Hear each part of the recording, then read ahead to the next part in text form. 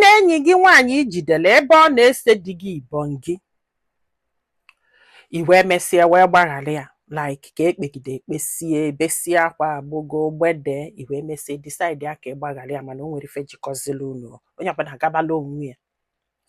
After few months, nwanne ya nwoke wee fụ nwa gị nwaanyị wee chọọ ịnụ ya, ị ga-ekwe?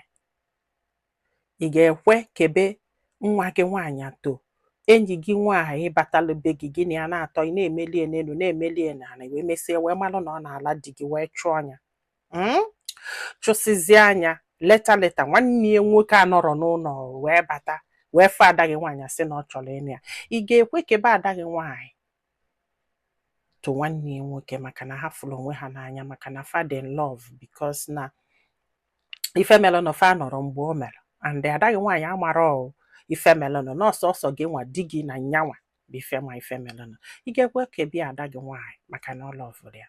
Kedu ife ị ga-eme? Ike gwụrụ n'ụwa nke a. Ndị be anyị, daalụ ka ọ dị n'ụbọchị ọzọ.